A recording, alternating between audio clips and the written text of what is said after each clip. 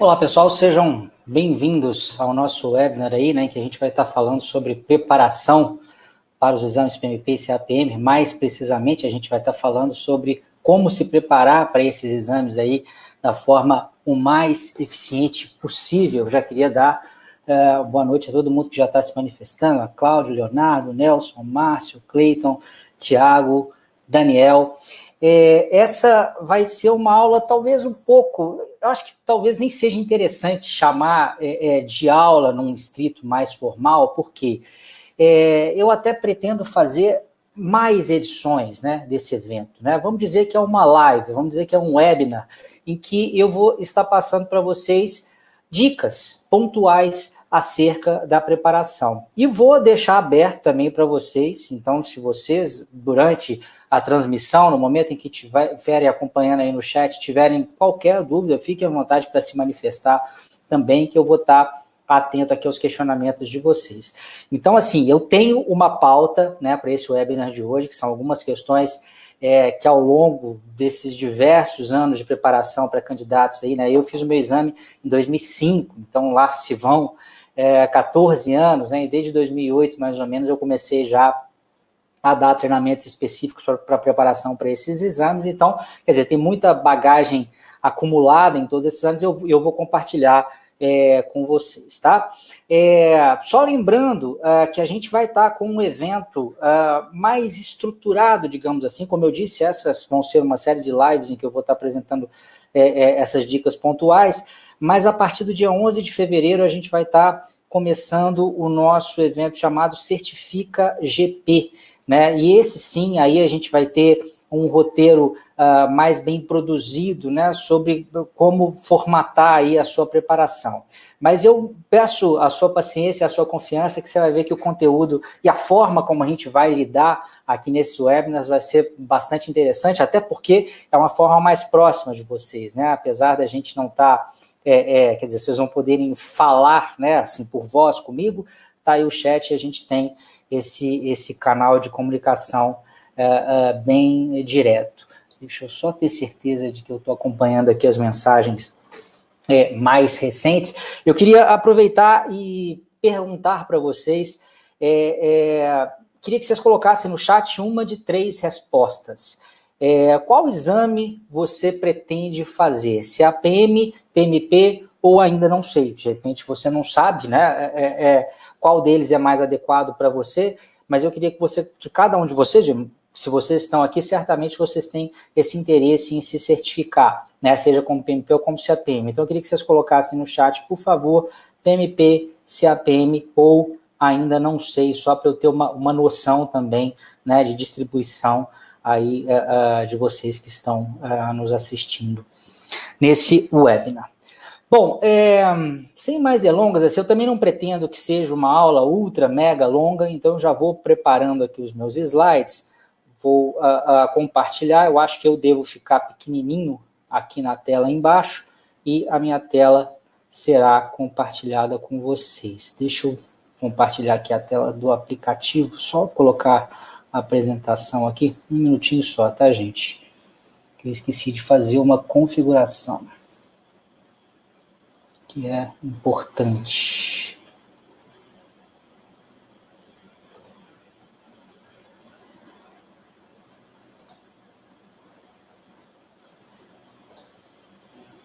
Reproduzir.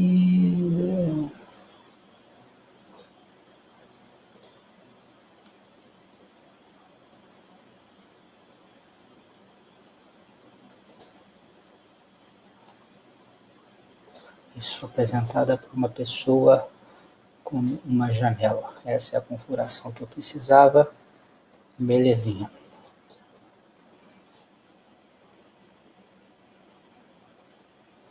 Agora sim. Bom, acho que vai aparecer para vocês aí a minha janela. E eu vou deixar ela aqui. Isso é importante para que o chat também fique visível para mim, senão eu tenho que ficar chaveando as janelas a todo momento, isso vai ficar desconfortável para vocês e para mim. Existe um certo delay, tá, gente? Um pequeno atraso entre o momento que eu falo e o momento que chega a informação para vocês, então demorou um pouquinho para chegar as respostas. Deixa eu só dar uma olhada na amostragem, o que vocês responderam, isso foi PMP ou CAPM. Então temos aqui CAPM, PMP, CAPM, PMP, PMP, PMP, CAPM, ainda não sei. Eu acho que tem uma predominância, né, talvez uns 20% a mais aqui de PMP, mas CAPM também tem muita gente, e tem uma galera aqui também dizendo que ainda não sabe.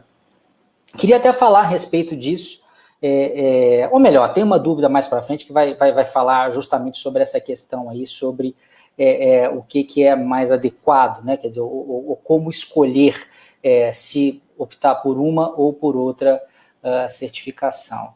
O Nelson está dizendo que o som está cortando. Nelson, hoje eu até, na última webinar que eu fiz, eu até dei uma bobeira, esqueci de conectar o cabo, mas hoje eu conectei o cabo aqui, bom, espero que a gente não tenha problema, estava estável até o momento. Agora, internet é aquela história, né? A internet ela pode ter corte, às vezes, de um lado e de outro lado também, mas espero que esteja legal aí para a maioria e eu me certifiquei dessa vez, tá?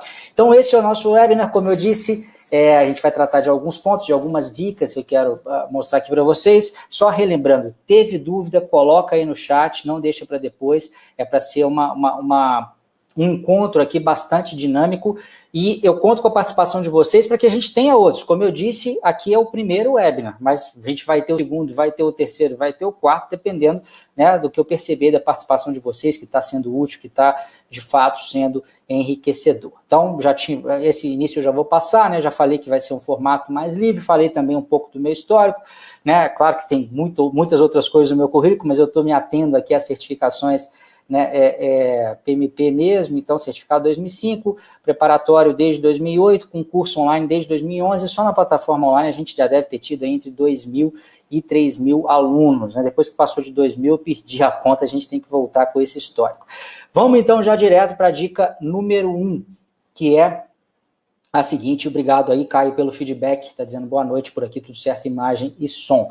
A dica número 1 é a seguinte: conheça uma única página do PMBOK que pode te fazer acertar várias questões nos exames PMP e CAPM, né? Essa página é esta aqui, e calma, ela está pequenininha, eu tenho a consciência de que não está dando para vocês lerem ainda, mas eu só queria que vocês tivessem, né, essa percepção do desenho dessa página, né? Que é uma página que congrega 10 linhas e 5 colunas, tá? Essas 5 colunas são os grupos de processos do PMBOK e essas 10 linhas são as áreas de conhecimento do PMBOK.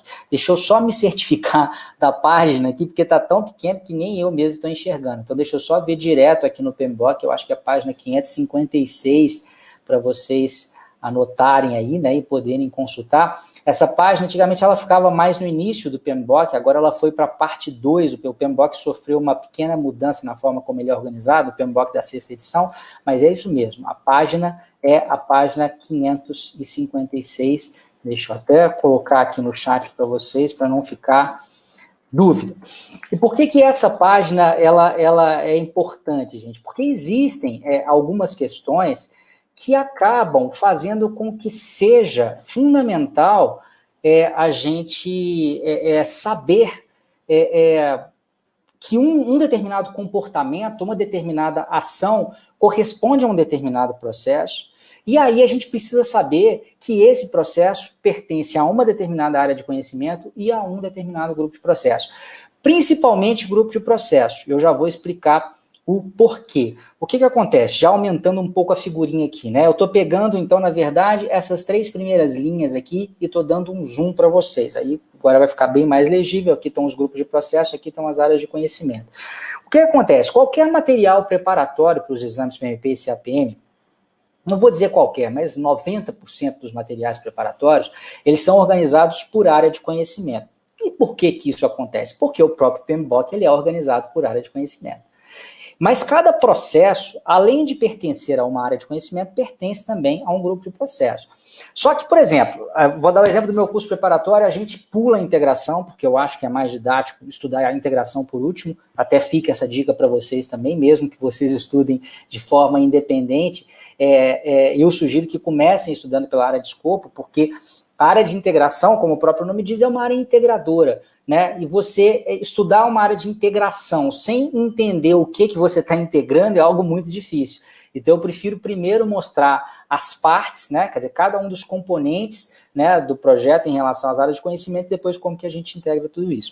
Então, vamos partir do pressuposto que a gente está começando de escopo. Aí, você vai ver que tem um processo de planejar o gerenciamento de escopo, a gente vai explicar, ou você vai estudar exatamente como é que ele funciona, coletar os requisitos a mesma coisa, definir o escopo a mesma coisa, criar a API a mesma coisa, e esses outros dois aqui também a mesma coisa. E aí vai por mim. Como você estuda por área de conhecimento, muito pouco provavelmente você vai se esquecer que cada um desses processos aqui pertencem à área de conhecimento de escopo.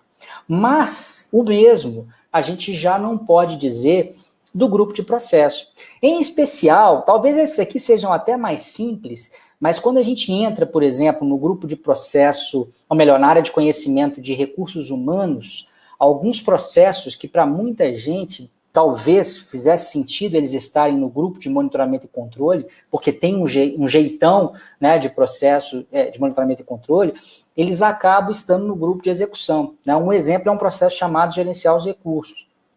Ele é um processo que é da execução, mas muita gente acha que está no controle. Então tem que tomar a mesma coisa um processo da área de qualidade, o processo de gerenciar a qualidade, muita gente acha que é de monitoramento e controle, mas é um processo também da execução. Então essa folhinha aqui, ela ajuda você justamente a ter essa clareza, né, de saber que um determinado processo, ele pertence a um determinado grupo de processo. Tá? E qual que é a minha dica para vocês não esquecerem isso? O Nelson até está dizendo aqui que estava lá está em Portugal, né? Está um pouco longe, talvez por isso a gente esteja com os cortes aí, dando um alô também para a Ingrid e para a Claudineia. Mas o Nelson colocou aqui, ó, já tenho essa como Bíblia.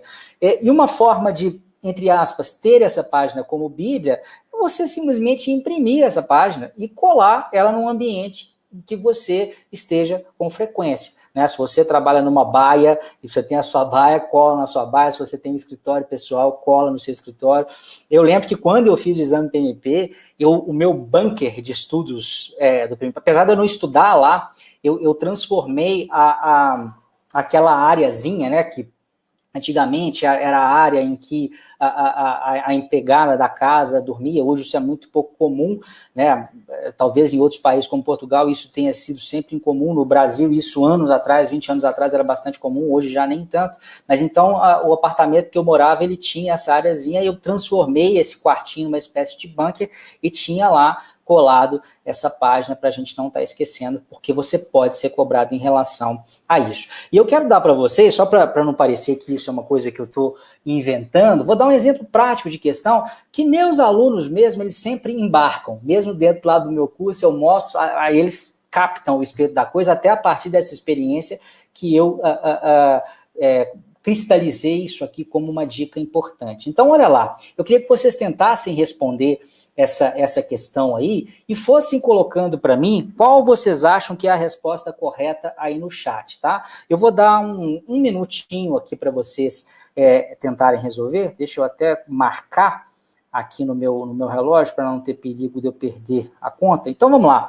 Vou dar 40 segundinhos, que é uma questão pequena. Então, tentem definir aí qual que é a resposta correta. Se letra A, se letra B, se letra C e se letra D. Agora, tente não ser contaminado pela resposta do outro. Então, não olha para o chat, não. Só olha para lá quando você for escrever. Eu quero que você coloque, de fato, aquilo que você acha. Tá bom? Vamos lá. Enquanto isso, eu vou tomando uma aguinha aqui.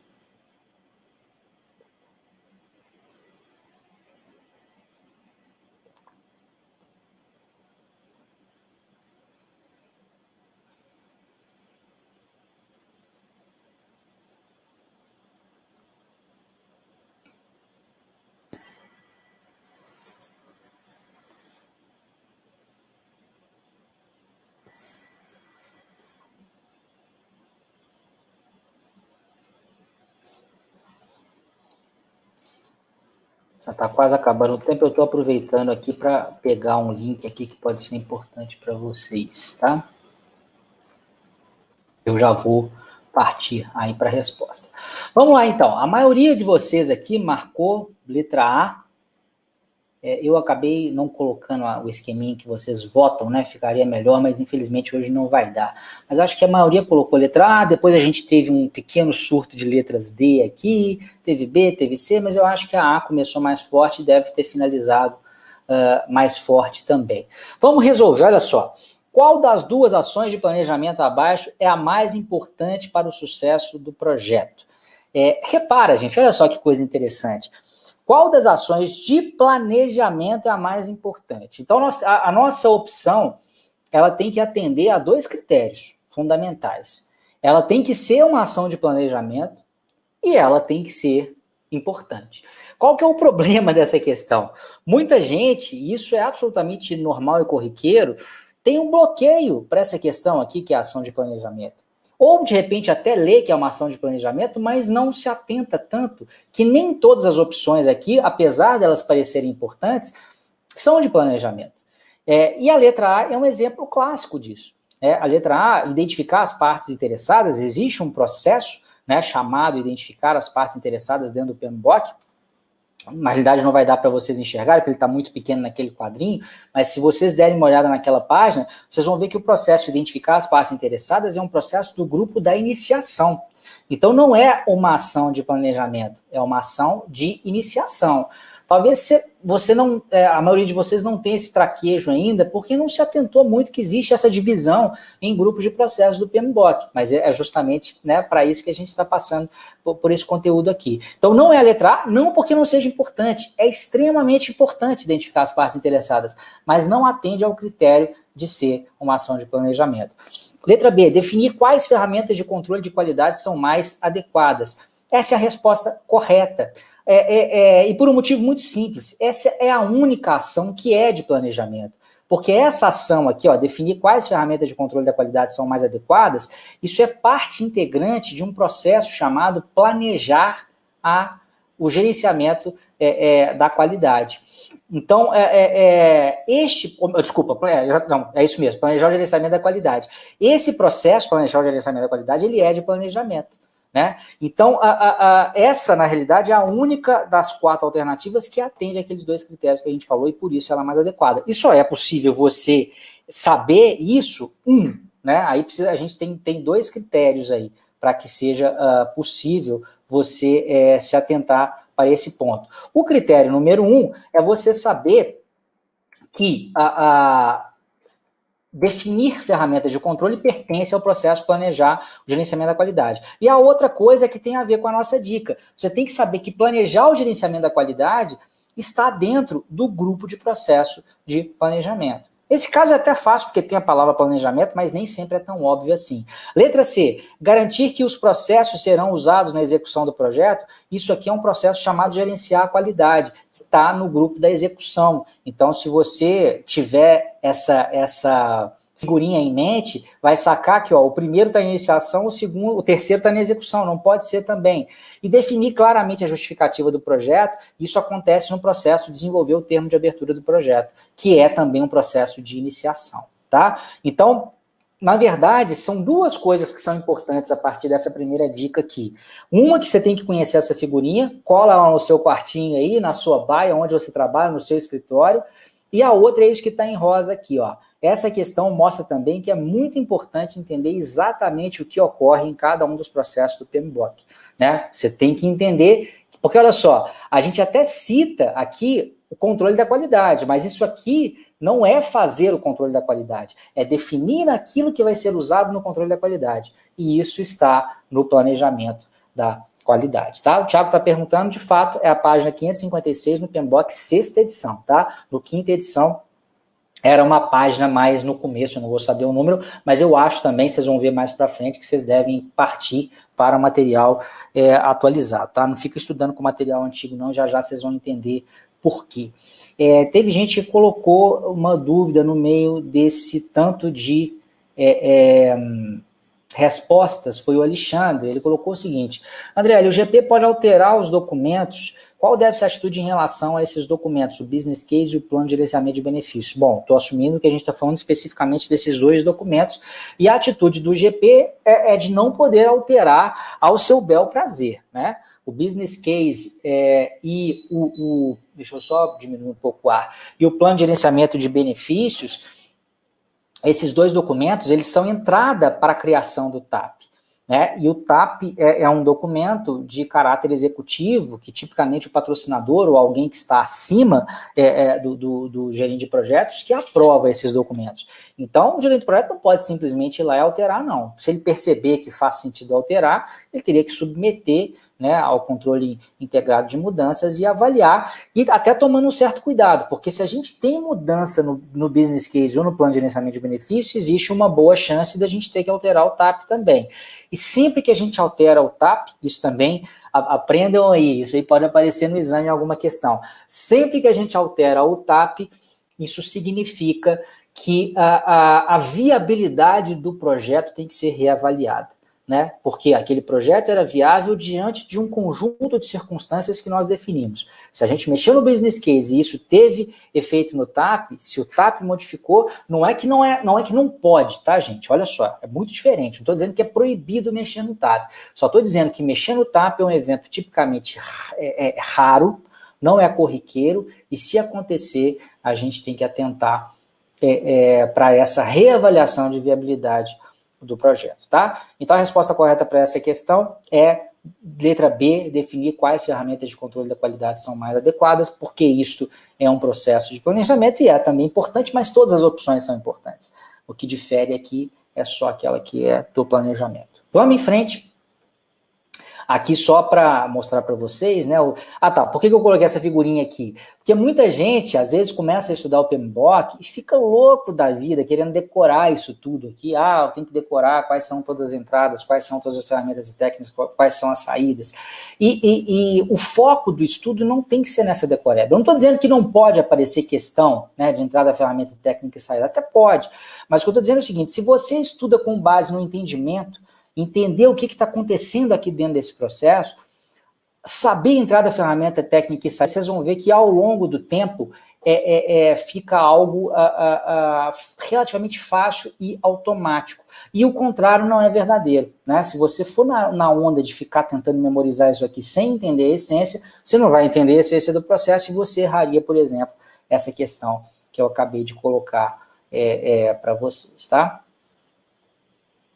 O Guilherme colocou uma pergunta aqui: trabalho apenas com ágil.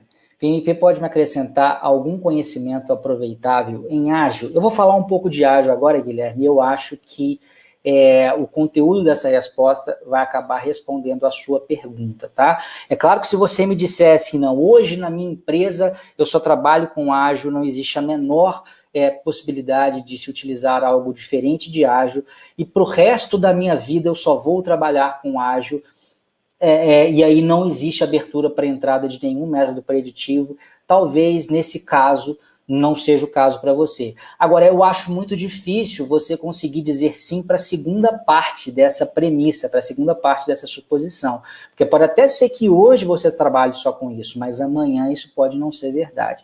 E eu vou dar um exemplo aqui em que isso fica mais claro, tá?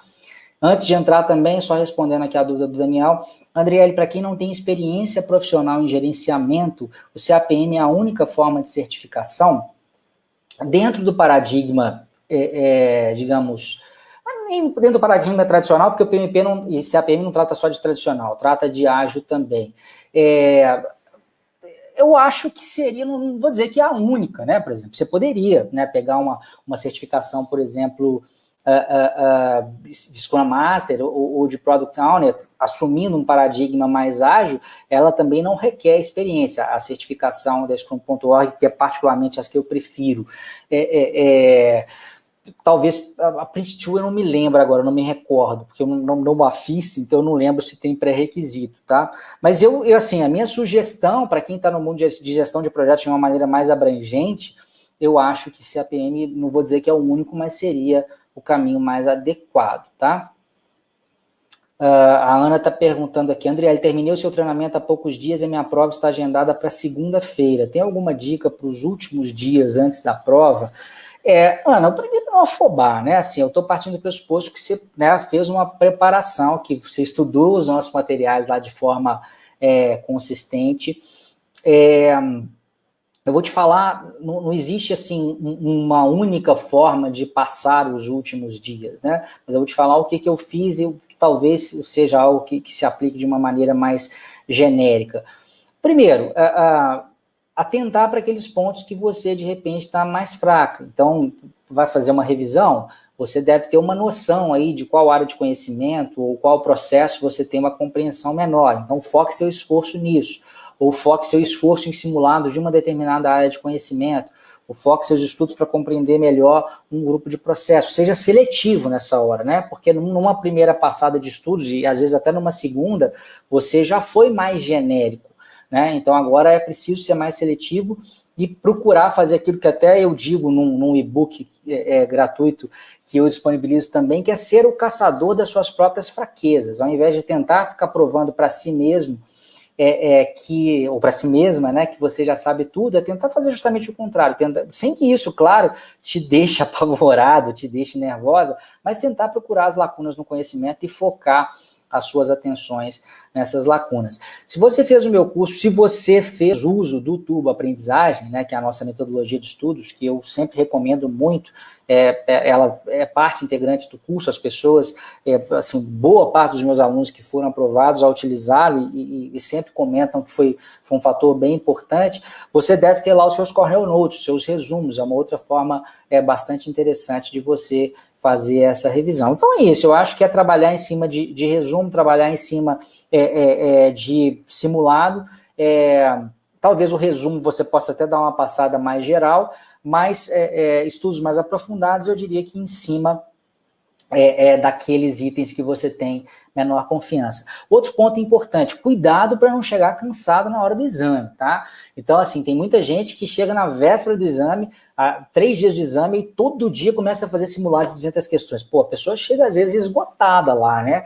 Enfarada. Então, no último dia, quer estudar demais, ou no dia da prova, marca a prova para tarde e quer estudar de manhã até o último momento. Não é que é proibido dar uma olhadinha, porque às vezes a gente fala que é proibido, a pessoa fica até nervosa e piora a situação. Mas você tem que entender que você precisa de ter energia mental para fazer a prova. Então, tem que chegar também com um relativo nível de descanso, tá? Então, acho que essas seriam as minhas recomendações finais. A Ana está dizendo que fez tudo certinho, só não consegui seguir o cronograma, mas não tem problema. Se você seguiu tudo certinho, não faz mal, né? Até por isso que lá no curso a gente tem, né? A gente tem o período em que tem o meu suporte, que tem o cronograma lá, mas depois todo aluno tem 9 meses para seguir com seus estudos independentes, caso não tenha conseguido seguir o cronograma, e não há nada de totalmente errado nisso. É melhor seguir, mas dá para ir adiante depois, por conta própria, usando nosso material também.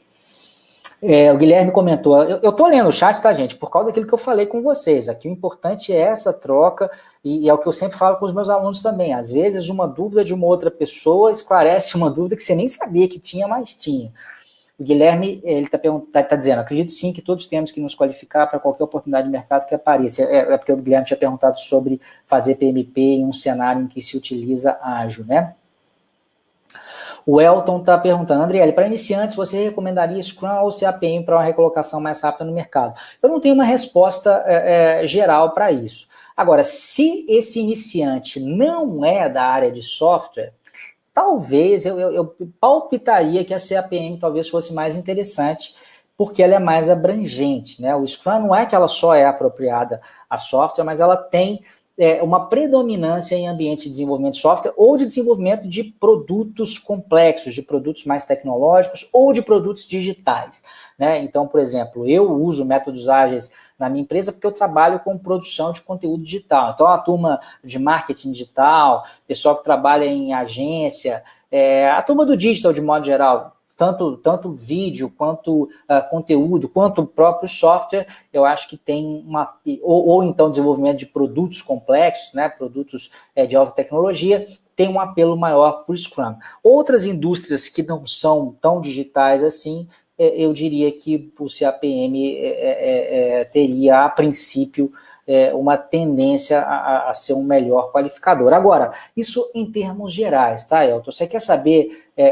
desculpa, essa pergunta não foi... Não, foi do Elton, sim. A minha recomendação mesmo, Elton, é a seguinte: procura pela vaga que você está desejando, né? Seja realista. O que você está procurando? É uma vaga de analista de projeto?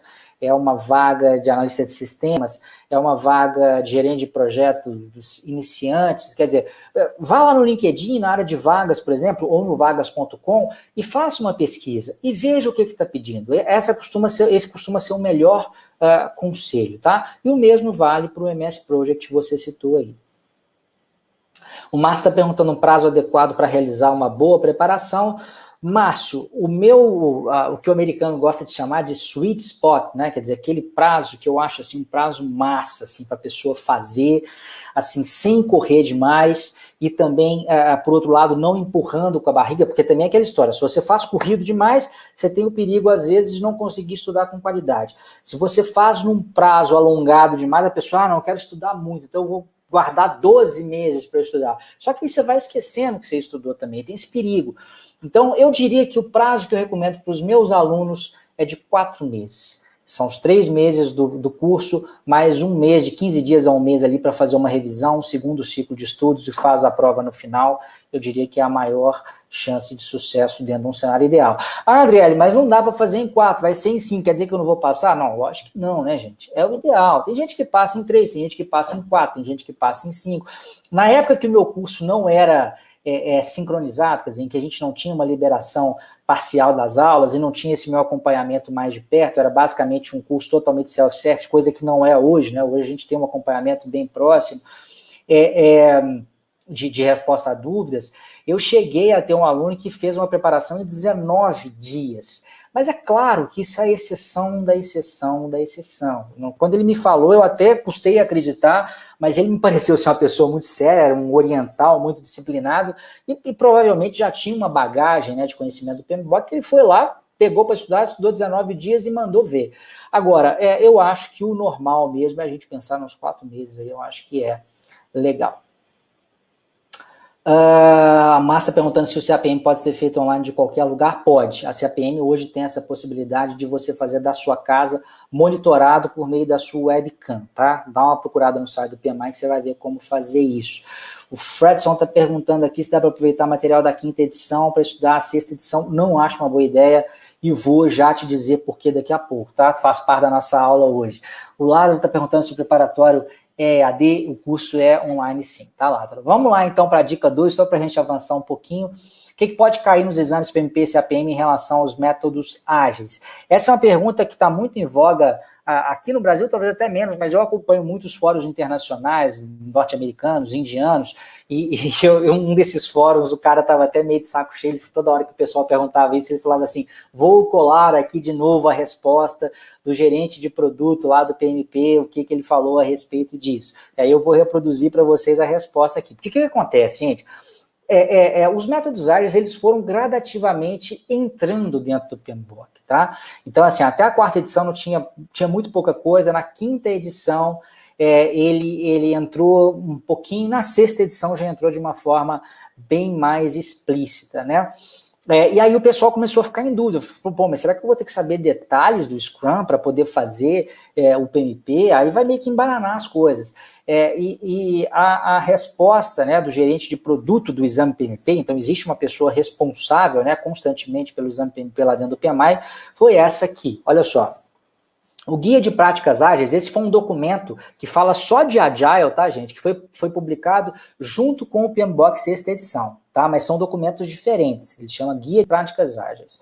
Ele oferece uma perspectiva mais abrangente sobre a aplicação de Agile e é um recurso útil para se obter uma compreensão maior dessa abordagem para o gerenciamento de projetos. Esse documento aqui, em princípio, atualmente, ele não é material preparatório para o exame PMP. Tá? Ele é preparatório para o exame PMI-ACP, que eu já vou falar mais a respeito dele daqui a pouquinho, porque tem uma dúvida a respeito de uma pessoa que me mandou. Então, olha só, ele é importante para se ter uma compreensão maior, né, de como que o Agile pode usar a gestão de projetos. Aí vem a parte importante aqui.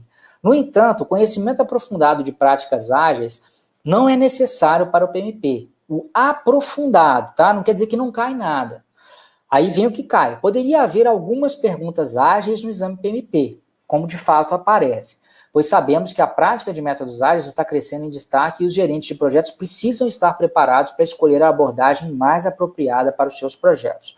No entanto, qualquer questão relacionada a ágil ainda precisaria se encaixar no contexto do esboço atual do conteúdo do exame PMP, que é um outro documento que vocês não precisam saber, não precisam de conhecer, que é o Content Outline. Aqui até sobrou um E, tá? É só Content Outline. Esse documento é o esqueleto do que é o exame PMP. Então, ele é um documento que hoje ele não contempla tantas coisas de Agile. Provavelmente, na próxima atualização dele, que a gente não sabe exatamente quando vai acontecer, dentro de 1 ou 2 anos, a presença de Agile aumente ainda mais. Então, hoje aparece de uma maneira superficial. Só para fechar aqui o texto do gerente de produtos do PMP, ele diz, sendo esse o caso, as pessoas não devem esperar ver uma avaliação aprofundada dos tópicos ágeis no exame PMP. Traduzindo em miúdo, gente, o que você precisa saber de Agile? Basicamente, entender aquilo que está dentro do PMBOK, porque dentro do PMBOK já aparece coisa de Agile. Dentro de cada uma das sessões, por exemplo, na área de escopo, na área de integração, na área de cronograma, antes de entrar nos processos, na parte introdutória, tem lá considerações para métodos ágeis. Então, tem um pequeno trecho, pelo menos uns 2, 3 parágrafos ali para cada área de conhecimento sobre isso, além de alguns processos já terem ferramentas e técnicas específicas para Agile também. Então, hoje, basicamente, isso é suficiente para poder, digamos, fazer a prova, tá? O Roberto está perguntando como que pode obter o PDF do PMBOK 6. Na verdade, o PMBOK 6 não é gratuito, tá, Roberto? Ele é gratuito para quem é filiado ao PMI. Então, a forma de você conseguir o PDF é se filiando ao PMI, você pode baixar a sua cópia autorizada, personalizada para você, tá? E, Guilherme, a gente está avaliando ainda se a aula vai ser disponibilizada depois, ainda não sabemos, dado que a gente vai ter outras aulas aqui, né? O Sérgio disse o seguinte, Andriele, já atuo com GP no segmento de BPO, atuando especificamente em projetos para adaptação de processos e a legislação trabalhista na área de RH. Estou buscando um plus no meu currículo. Logo, qual das certificações seria mais apropriada para a minha área de atuação? É aquilo que eu disse, né? Depende, eu acho que gestão de processos, a gente vai falar um pouco de RP aqui, mapeamento de processos, talvez também, sempre é difícil falar assim, mas eu acho que ainda tem uma pegada mais estruturada, uma pegada, né, mais voltada aí para o PMP e CAPM também, tá? É claro que se os seus processos envolverem processos ágeis, processos digitais, acaba sendo interessante, né, você tem conhecimento de Agile também. Mas, notadamente, muitas vezes a gestão de processos são gestão de processos mais macro dentro das organizações, processos que são mais estruturados, processos que não variam com tanta frequência. Então, eu acho que dentro dessa perspectiva aí, o PMP e CAPM seria uma aposta mais interessante, mas é claro, hoje, quando eu respondo isso uma ou outra, gente, basicamente é o que fazer primeiro, tá? Porque mesmo quem não é desses mercados aí digitais, igual eu falei, daqui a pouco saber métodos ágeis vai ser algo também que todo mundo vai precisar, de certa forma, porque a gente parte para um mundo de transformação digital, em que todas as empresas vão ter um pé no digital também. Então é só uma questão do que a minha intuição, tá, diz que seria interessante num primeiro momento. Vamos falar um pouquinho dessa questão de Agile versus não Agile, tá? Até para vocês entenderem um pouco melhor, porque eu acho que vai clarear um pouco para o Sérgio e vai clarear um pouco para outra pessoa que perguntou aqui também, que foi... Deixa eu ver aqui... Eu perdi, mas teve uma outra pessoa que perguntou e eu falei que essa dúvida aqui ia ajudar a responder. Por quê? Vamos dar uma recordada rapidinho aqui. O que são ambientes ágeis e o que são, entre aspas, ambientes não ágeis? Basicamente, a gente tem os ambientes preditivos, que é esse ambiente ou essa abordagem de gestão que utiliza uma gestão mais tradicional, e a gente tem ambientes ágeis ou adaptativos. Quando que a gente usa os métodos mais preditivos, né? Quando a gente tem requisitos mais claros e definidos, e quando a gente tem processos e técnicas bem dominadas. Então, se você trabalha, só para dar um exemplo que é bem claro aqui, se você trabalha no ramo de construção civil, construção de prédios de apartamentos, né? Esse é um ambiente tipicamente preditivo. Por quê? Na hora que você vai começar o projeto, você já tem em mãos o projeto arquitetônico, então os requisitos estão claros e definidos. E tipicamente também, para boa parte do seu projeto, os processos e técnicas de construção já estão bem dominados. É claro que pode ter um pedacinho ali do seu projeto que de repente é uma tecnologia muito nova, talvez para esse pedacinho você use Agile, que é o mais comum, inclusive, né? Em projetos muito grandes, a gente usar as duas coisas. Eu tenho um ciclo de vida que ele é meio, ele é híbrido, né? Ele é meio preditivo e meio agile. Então, o preditivo, que é o entre aspas não agile, o exemplo talvez típico seja esse, a construção de prédios de apartamentos. Os ambientes ágeis adaptativos que normalmente requerem as abordagens mais ágeis ou adaptativas são, por exemplo, desenvolvimento de software. Quando você não tem uma clareza muito grande dos requisitos detalhados, você tem que fazer isso de forma incremental, iterativa. Você vai lá, constrói um pedacinho do software, mostra o software pronto, funcionando, aquele pedacinho que você tem, obtém feedback, volta para a empresa, constrói mais uma, duas funcionalidades, vai lá, mostra essas novas funcionalidades para o cliente, vai testando, né? Não dá para fazer isso com prédio. Imagina você indo lá, construindo o primeiro andar do prédio e lá mostra para a pessoa começar a morar, depois vem os outros moradores do terceiro e do quarto. Não existe, né? A entrega do prédio é tipicamente Big Bang, de uma vez só, né? Uma única entrega ao final do processo. Então, não cabe nos ambientes ágeis ou adaptativos. Mas o que acontece? Eu achei até interessante, outro dia, eu sou um cara que gosto muito de estudar, em especial na área de gestão de projetos, eu estava procurando por estudos científicos na área, e me deparei com esse estudo aí de uma universidade da Suécia, se não me engano. Isso é uma dissertação de mestrado. Eu vou traduzir rapidamente aqui para vocês.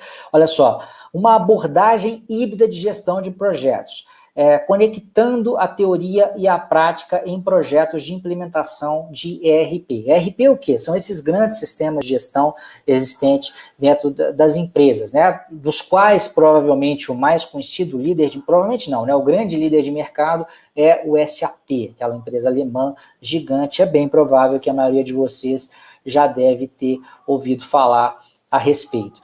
E o que acontece? Esse é um estudo bem interessante que mostra quais são os fatores críticos de sucesso e implementação desse tipo de projeto, né? Isso tem um pouco a ver com o BPO, tá, Sérgio? Você que perguntou aí, porque quando você vai fazer a implementação SAP, o que você faz? Você vai lá na empresa, entende como é que os processos da empresa funcionam, você vai lá, mostra o SAP para elas, fala assim, olha, dentro do SAP isso aqui pode funcionar assim, assim, ou assado, vamos fazer um encaixe do seu processo tal qual ele hoje com aquilo que ele precisa de mudar para se encaixar aqui dentro do SAP. Então tem um quê de mapeamento do processo. Agora, tem um quê também de desenvolvimento de software, porque muitas vezes esse produto, o SAP, tem que ser customizado para uma determinada organização. Então, olha só, na parte de mapeamento de processo tem mais a ver com a parte preditiva, né? Então, assim, o PMP, esse APM, apesar de ser um corpo de conhecimento que é agnóstico em relação à metodologia, ele não é da metodologia A ou da metodologia B, ele tem muitos anos, e ele nasceu numa época em que não existia abordagem ágil.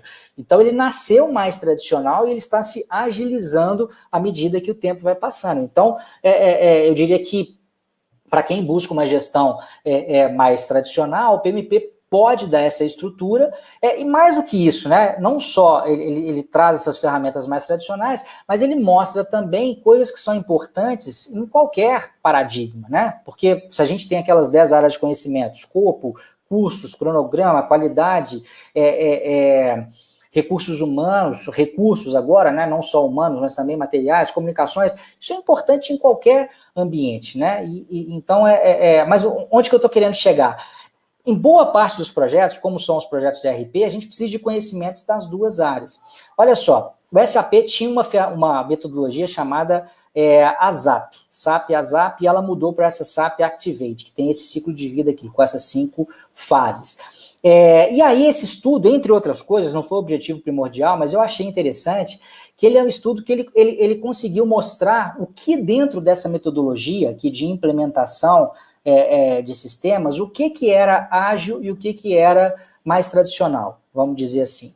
Sabendo que, olha só que interessante, a própria SAP, ela vende essa metodologia Activate aqui como a nova metodologia para implementar o REP SAP alinhado com métodos ágeis. Mas vocês vão ver que ela não é só ágil.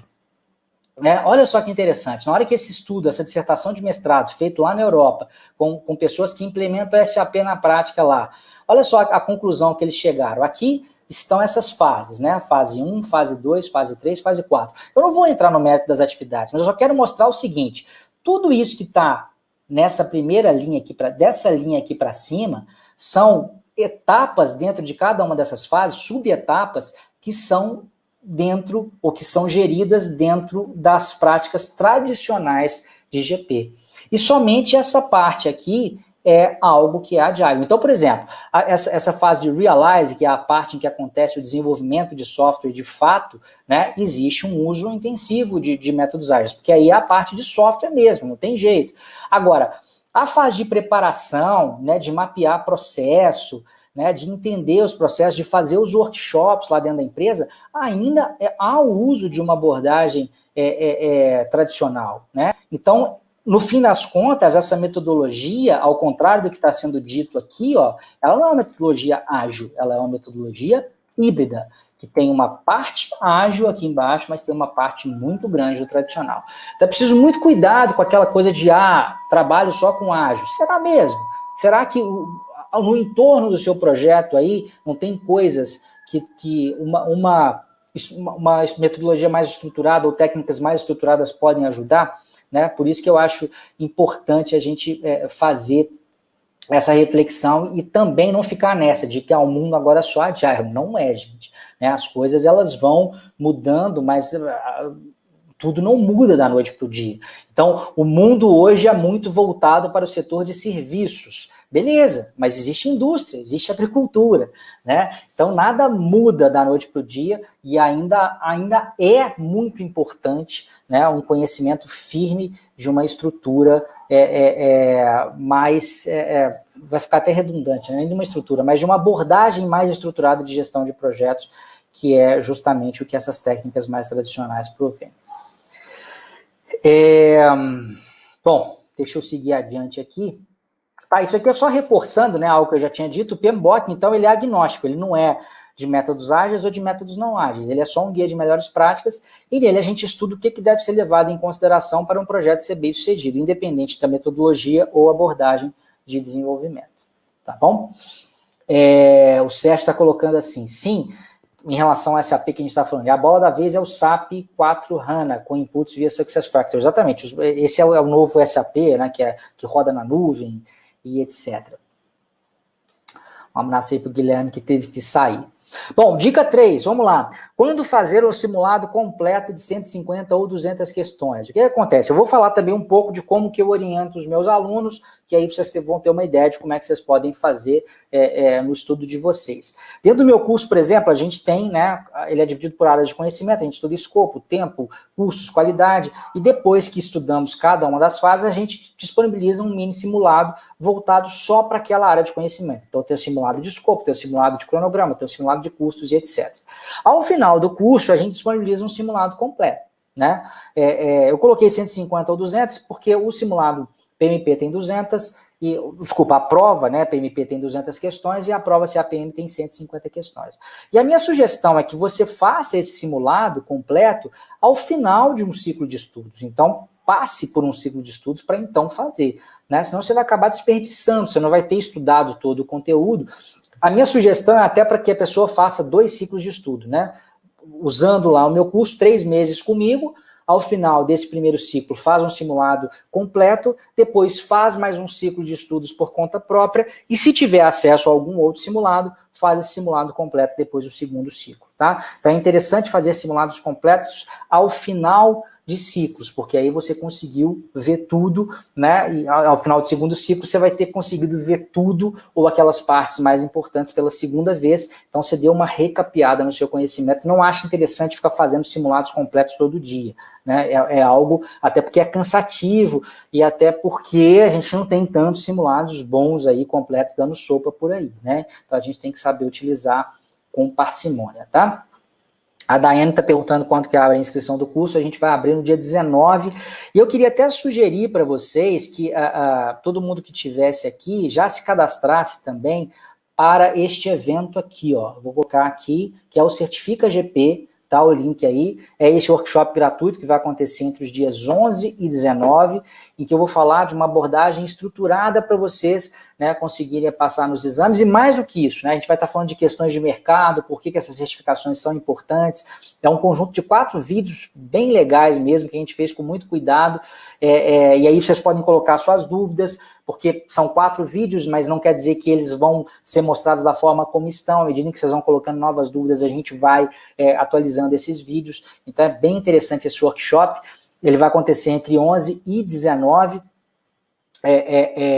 de fevereiro agora, e a partir do dia 19, na hora que finaliza o workshop, imediatamente começa as inscrições e fica por muito pouco tempo, tá? De 1 a 3 dias de duração no máximo, porque é muita gente, né, que tem acesso às inscrições, elas acabam se esgotando muito rápido.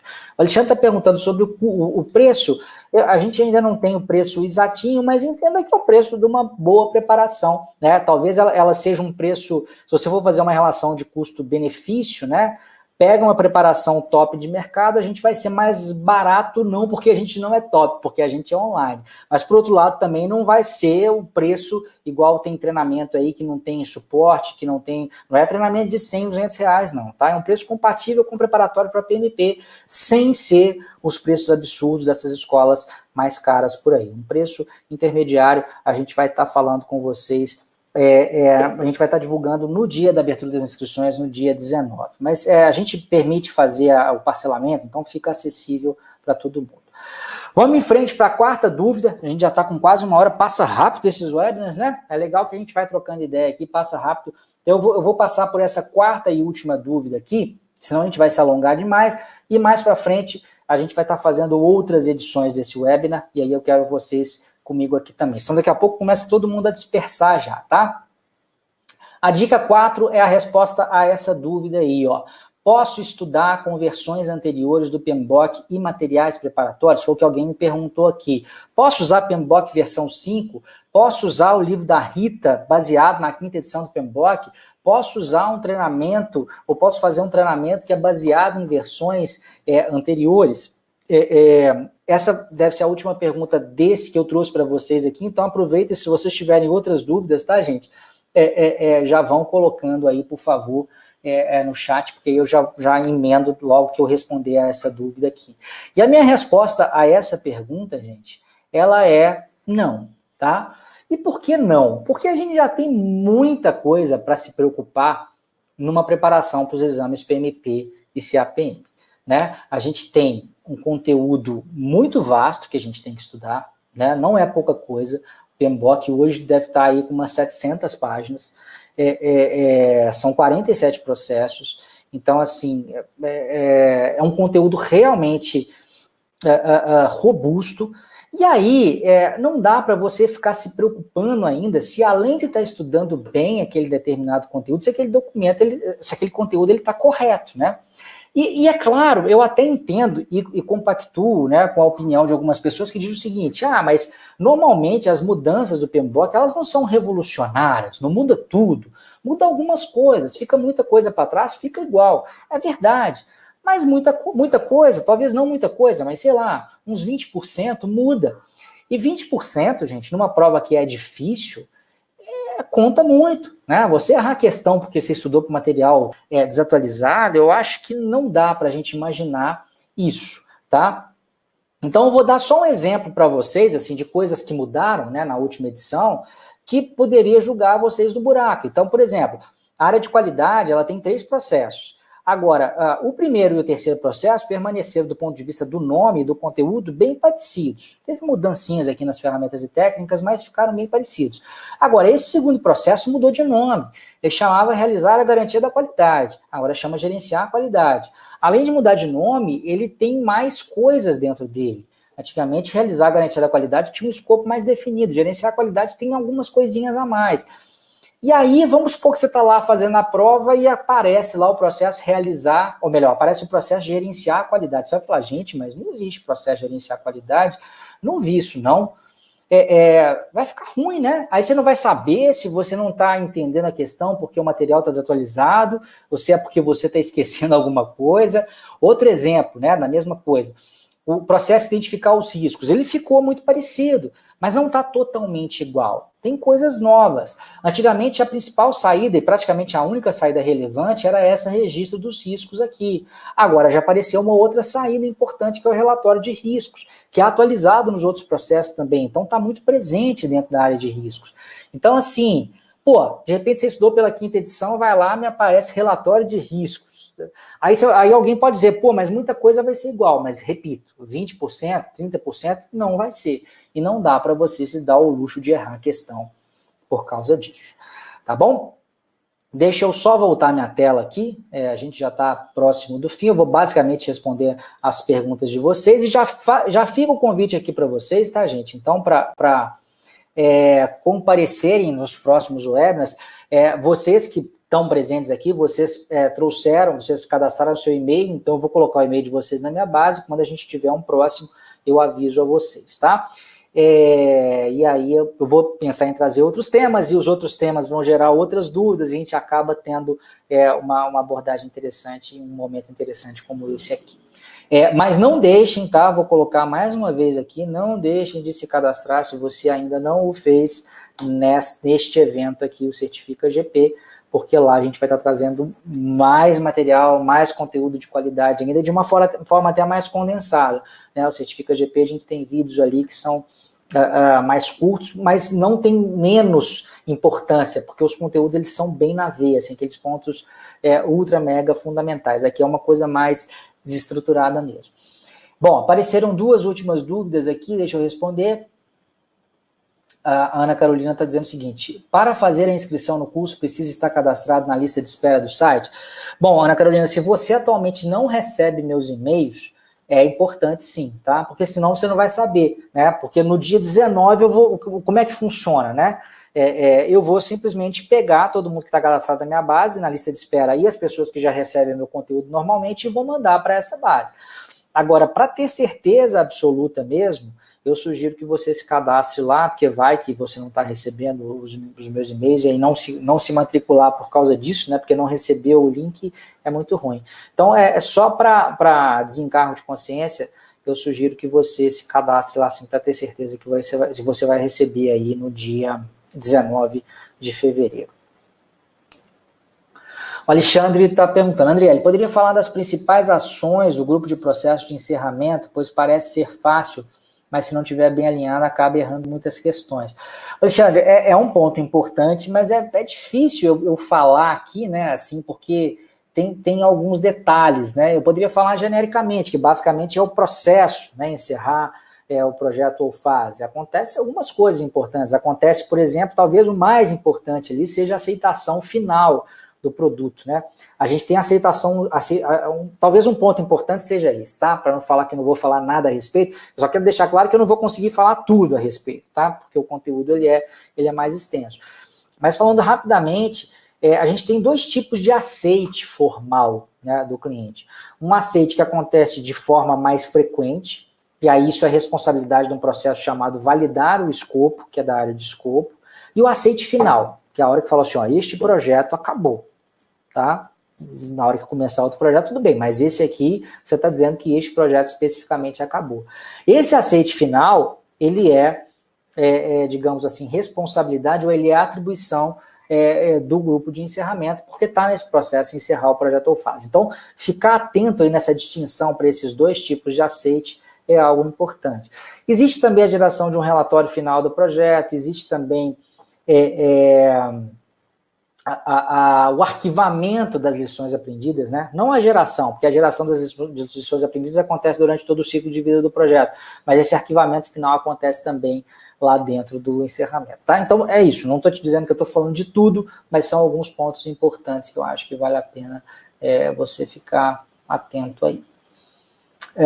O Thiago está perguntando, então somente pelo PMBOK e a preparação é suficiente para a certificação PMP? eu não sei se você está perguntando da preparação do meu curso. Se for preparação do meu curso, somente com isso é suficiente. Existem alunos meus que até dizem que não estudaram o PMBOK. Eu acho sempre importante ter o PMBOK, né? Não necessariamente ficar lendo de cabo a rabo, tá? Mas ter interessante como guia de referência. Eu até, para quem estuda comigo, eu costumo dizer o seguinte, olha, o seu principal material de estudo é o curso, tá? Tem até um vídeo meu, se vocês procurarem no YouTube, você digitar lá, Andriele Ribeiro, por que o PMBOK não deve ser a sua principal referência? Não deve ser a sua principal referência de estudo? Nesse vídeo eu explico por quê, tá? Porque eu entendo, só fazendo uma analogia para quem estuda direito, por exemplo, né? Direito a gente tem a lei seca e a gente tem a jurisprudência, né? A interpretação daquela lei na prática. Eu entendo que o PMBOK é como se fosse a lei seca, mas a lei seca ela é chata de ler, né? Ela é difícil ali de você ficar estudando só ela não é nada didática, ela é para ser mais um elemento de referência mesmo. Então eu costumo dizer que o material fundamental de quem estuda comigo é o curso, né? E o PMBOK ele é um material de consulta, muito importante, mas um material de consulta, tá? Mas eu procuro facilitar ao máximo, né? A gente não tem assim, você vai ter que ter o curso, mas você vai ter que comprar um livro. Não tem isso, né? O curso ele dá todo o conteúdo. A única coisa que eu costumo falar para as pessoas é o seguinte: se você quiser fazer outro simulado, acho que simulado nunca é demais, né?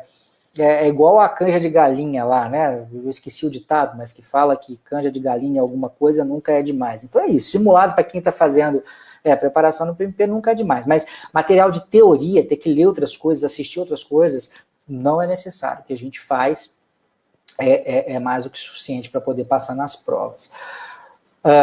O Geraldo está fazendo a mesma pergunta, que sem querer ser repetitivo, mas eu acho que na realidade, Geraldo, eu que fui bem repetitivo, então não vou precisar de falar de novo, mas é isso sim, só com o conteúdo do curso a gente vai tratar todo o assunto. A parte do curso pode ser interessante, se você quiser, e depende muito do estilo de cada um, mas você, se quiser fazer algum outro conjunto de simulados aí para reter mais ainda esses conhecimentos. Tá bom? Então é isso, gente. Eu achei até que ia demorar menos, tá? Achei que a gente ia ter... O Thiago está dizendo que é de Campinas. Então, o curso... Eu estou falando do curso porque estão perguntando, tá, gente? Então, acho que não quero ficar fazendo propaganda, mas o pessoal está com dúvida, a gente responde. O curso ele é todo pela internet, tá? Eu até, essa sigla EAD, eu não gosto muito dela, tá, Thiago? Eu não gosto por quê? Porque o EAD é um negócio que começou há muito tempo atrás. E o EAD antigo era um troço muito ruim, né? EAD antigo, o que as pessoas faziam? Tinham lá um site, botavam um monte de texto e colocavam as pessoas para ler. Pô, isso não é ensino à distância, né? A nossa abordagem ela é bem diferente. A gente tem um conjunto de vídeos, que eu chamo de vídeos pré-gravados, a gente vai disponibilizar semana a semana, você vai assistir esses vídeos. Além dos vídeos, você tem áudio, né? Você tem, para cada capítulo, para cada módulo ali que a gente disponibiliza, para cada um dos 12 módulos, você vai ter um áudio que você vai baixar, você vai colocar lá no seu iPhone, no seu iPod, ou no seu Samsung, ou no seu pendrive, e você vai poder escutar enquanto você vai para o serviço, né? Aquilo, qual que é o objetivo? Você não esquecer aquilo que você estudou nos vídeos. É um objeto de retenção ali mesmo. Você teve qualquer dúvida, você vai colocar no nosso fórum, toda semana a gente vai estar respondendo. Então, tem gente que fala assim, mas são todas você responde todas as perguntas? Sim, a gente responde todas as perguntas, a gente não escolhe as principais, não. A gente teve já, aí como eu disse, eu perdi a conta, então, como eu falei que é entre 2 e 3 mil, vamos imaginar, deve ser uns 2.500 alunos. Nunca nenhum desses 2.500 alunos ficou com pergunta sem ser respondida dentro do período de suporte, né, que é dentro desses 3 meses. Pode ter certeza que tudo vai ser respondido. A gente tem o Turbo Aprendizagem, que é a nossa metodologia de estudos, então, eu sugiro que quem for se inscrever, já se inscreva logo no comecinho também, né, porque aí você vai ter condição de estudar essa metodologia com cuidado, e a gente ensina como estudar com mais retenção, né, estudar com mais objetividade, estudar com mais produtividade, para você não estudar e esquecer as coisas, como é que você bola um método de estudos, como é que você faz o resumo, como é que você usa os resumos. A gente tem um tipo específico de resumo que são os Cornell Notes. A gente tem as aulas VIP são aulas ao vivo, só na última turma que elas não foram ao vivo, porque foi uma turma menor, mas foi um caso de exceção. Aqui agora na turma 17, né, a gente vai voltar com as aulas VIP ao vivo, em que eu trago perguntas, assim como eu fiz aqui com vocês, trago essas perguntas de pegadinha, quase todo mundo embarcou aqui, né, e acabou errando, eu levo, porque eu sei, afinal de contas, são 14 anos que eu fiz o exame, 14 anos preparando as pessoas.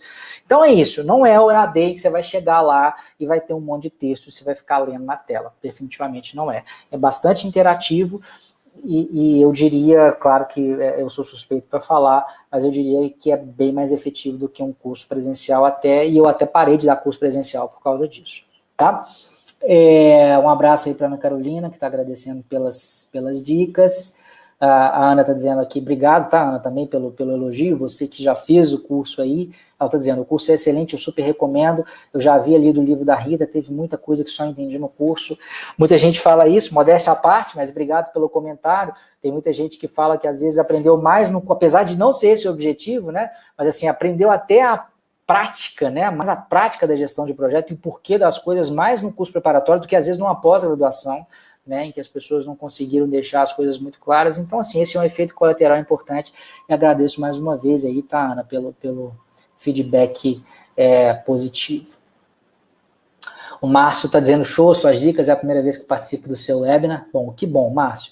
A gente também não dá webinar com tanta frequência, mas nessas próximas semanas aí a gente vai estar dando, não sei se sempre à noite, talvez eu experimente uns horários também na hora do almoço, né, entre 1 e 2 horas ali, então, para ver se a turma vai almoçar, volta correndo, a gente consegue bater um bate-papo.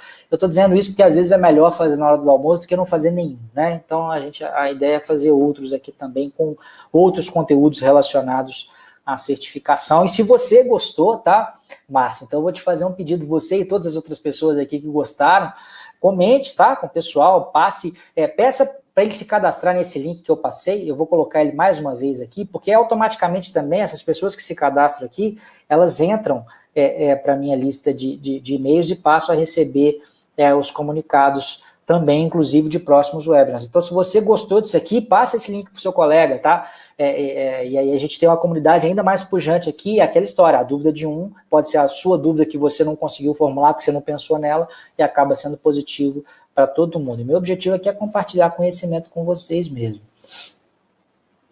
O Arnaldo colocou uma dúvida aqui. Boa noite, Andriele, meu nome é Arnaldo e sou de Recife. Você tem alguma dica para decorarmos as entradas e saídas dos processos? Assim, para começo de conversa, eu não gosto muito desse verbo, tá, Arnaldo? Eu entendi o que você quer dizer, mas eu não gosto muito desse verbo porque ele pode gerar um comportamento não muito adequado. Decorar, quando a pessoa fala em decorar, o que passa pela minha cabeça é a pessoa lendo aquele troço milhares de vezes para ver se aquele negócio entra, ou usando alguma táticazinha de memorização. Eu não gosto muito disso. A minha abordagem é a seguinte, e é isso que eu uso, por exemplo, na explicação dentro dos meus cursos também, e aqui com vocês, quando a gente fala de termos mais técnicos. Vocês devem ter reparado que horas aqui a gente falou de conteúdos mais técnicos, né, da prova mesmo, e hora de abordagem, de preparação. Então, quando eu falo de conhecimentos mais técnicos, eu gosto de primeiro ter certeza que as pessoas entendam para que serve cada processo. Eu acho que esse deve ser o seu objetivo. Então, antes de partir para as entradas, ferramentas e técnicas, se faça essa pergunta. Eu entendi exatamente como que funciona esse troço aqui. Aí o segundo passo, entendeu como que funciona? A partir desse entendimento, tente você, sem ter do lado o PMBOK, pega uma folha e fala assim, o que eu acho que faz sentido ser entrada, ferramenta técnica e saída? É claro que numa primeira vez que você fizer isso, você vai errar muito. Mas aí você vai fazer isso e aí você vai pegar o PMBOK e você vai ver o que você errou, tá? E aí você vai estar sempre reforçando esse entendimento do processo. Daqui a 2 semanas, faz esse mesmo exercício, né? Tenta não ser uma coisa passiva, porque a decoreba ela é passiva. Você tenta ler e faz o troço querer entrar para sua cabeça. Tenta ser mais ativo, tenta você se adiantar e tentar descrever quais são as entradas, ferramentas e técnicas e saídas a partir da compreensão. E vai fazendo isso repetidamente. Eu acho que é uma maneira muito mais eficiente e prazerosa de você fazer isso. Outras formas, tá? Lembrando, gente, que isso não é o mais importante da prova, tá? Pode aparecer sim, vão aparecer algumas questões de entrada, ferramenta, técnica e saída, mas costumam ser questões muito fáceis. Eu costumo brincar com o pessoal que quando eu via a questão de entrada, ferramenta, técnica e saída, eu dava graças a Deus, porque era questão que eu tinha quase certeza que ia acertar. Não costumam ser questões muito difíceis, mas então, isso que eu falei é uma coisa que você pode fazer. Outra coisa que você pode fazer é usar um aplicativo chamado Anki, tá? É um aplicativo de repetição espaçada. Aí você vai ter que... Você pode até procurar, talvez já tenha alguns cartões prontos de pessoas que tenham feito isso. É como se fosse um cartãozinho, só que ele é virtual. De um lado você coloca o nome do processo, do outro lado você coloca, por exemplo, as entradas. Né? Aí no outro cartão você coloca o nome do processo, coloca as saídas atrás. E aí você coloca uma perguntinha, quais são as entradas, quais são as saídas? E vai repetindo isso ao longo do tempo, pode ser algo que pode te ajudar também. Mas isso já tem mais um pouco a ver com a decoreba. Só é uma decoreba um pouco mais agradável, porque essa repetição ela é espaçada, e o algoritmo lá do programa, à medida que você vai errando ou acertando, ele vai mostrando mais ou menos determinadas cartas para você. Mas não acho que isso deva ser o principal do seu estudo. Isso aí é 5% do seu tempo de estudo, tá? 95% é baseado, é focado em entendimento. Deixa eu só ver se tem mais alguma outra coisa em relação à memorização e entendimento, você próprio escrever e fazer isso de uma forma recorrente, usar o aplicativo de repetições passadas. São algumas dicas, tá? Mas eu acho que o mais importante é isso, é entender que isso não deve consumir mais do que aí 5% do seu tempo, tá? Foca no entendimento que isso sai de tabela. O inverso já não é verdadeiro. E olha que eu venho repetindo isso há muito tempo, há 14 anos, e ninguém, isso eu posso te dizer, eu vou até olhar para a câmera, assim, para olhar no seu olho, eu nunca tive ninguém que virou e falou assim para mim, Andriele, mas você falou para mim que eu não tinha que fazer aquela decoreba, tal, e caiu, me fez... Não, nunca aconteceu. Então, essa abordagem de começar no entendimento e a informação de entrada da ferramenta e técnica vir como consequência, ela com certeza vai te ajudar e vai te poupar também momentos chatos, né? Porque vamos combinar, é chato pra cacete ficar decorando coisa, tá? O Arnaldo está dizendo, ok, já procurei fazer isso, consigo identificar as saídas e entradas principais, mas são muitas e algumas se repetem em processo. De qualquer forma, obrigado pela dica. Ah, você me fez lembrar da outra coisa, eu sabia que eu estava esquecendo. Repara, lá no meu curso eu costumo falar isso com o pessoal também, mas você pode fazer isso sozinho, por enquanto, ou sozinho, né? Não quer dizer que você vá estudar comigo. Procura entender quais são esses pontos comuns. Porque, como você disse, tem muita repetição. Então, você pode descobrir padrões. Você pode descobrir, por exemplo, se você olhar... É muito mais fácil, por exemplo, você saber qual processo que não tem os ativos de processos organizacionais do que saber os que tem. Porque dos 47, quase todos têm. Né? Acho que mais de 40 tem, eu não me recordo agora, né? Eu tenho essa informação, mas eu não me recordo exatamente agora. Então, procure por padrões. Você vai ver que todos os processos, planejar o gerenciamento de alguma coisa, eles têm um jeitão parecido, só muda umas coisinhas. Né? Você vai ver que todos os processos de planejamento guardam algumas coisas comuns ali nas entradas também, e às vezes até nas saídas. Então, procurar saber esses pontos comuns aí, é algo muito importante. E quando você me diz que já sabe os principais, eu me arriscaria a dizer que se você já sabe os principais, a tendência é de 90% de serem esses principais que devem aparecer na prova. Por quê, gente? Vamos pensar por quê. O PMI não é uma instituição maluca. O PMI não vai querer que os gerentes de projetos certificados por eles sejam pessoas malucas que fiquem gastando uma boa parte significativa lá do seu tempo, decorando coisas que são nota de rodapé de página.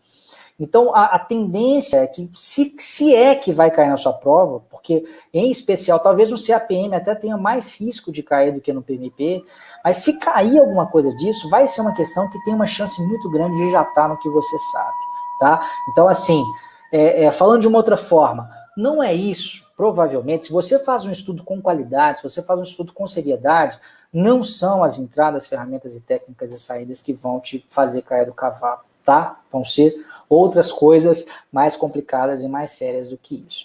O Roberto está me perguntando qual que é o nome do aplicativo, é este aqui, ó, Anki, A-N-K-I. Usando no computador é gratuito. Se você quiser usar no seu smartphone, eu acho que ele não é baratinho, não, tá? Acho que ele é $20 para usar no smartphone, mas eu usei muito já para outras finalidades aqui, para depois para outras provas que eu fiz, usei no computador mesmo, aí ele é gratuito. Se você é uma pessoa que depende muito do mobile, compra o mobile. Existem outras opções de mercado gratuitas, mas eu gosto do Anki porque o algoritmo dele que vai te apresentando, esse algoritmo de repetição espaçada, né, que apresenta aquilo que é mais relevante, ele é melhor do que o dos outros, tá? Na minha visão, ele é mais eficiente do que os demais. Beleza, gente? Então, acho que é isso. A gente se encontra, tá? Quero vocês comigo em outras edições aqui desse webinar. A gente certamente vai ter aí até o dia 11 de fevereiro, né? A gente vai ter outras edições. Nós estamos no dia 24 de janeiro hoje. O 11 de fevereiro começa o Certifica GP, que é esse nosso workshop. E nós não vamos embananar nas coisas, mas até lá a gente vai estar fazendo outras edições. Eu espero contar com a companhia de vocês. Quanto mais gente aqui, melhor. Vocês viram, né? Todo mundo que colocou pergunta aqui eu respondi, então dá para responder todo mundo. E é bom estar junto com mais gente, a aula fica mais legal. Sozinho é muito chato, né? Um abraço, então, Arnaldo. Até o dia 11. Um abraço a todo mundo. Eu queria, mais uma vez, agradecer aí a presença de todos.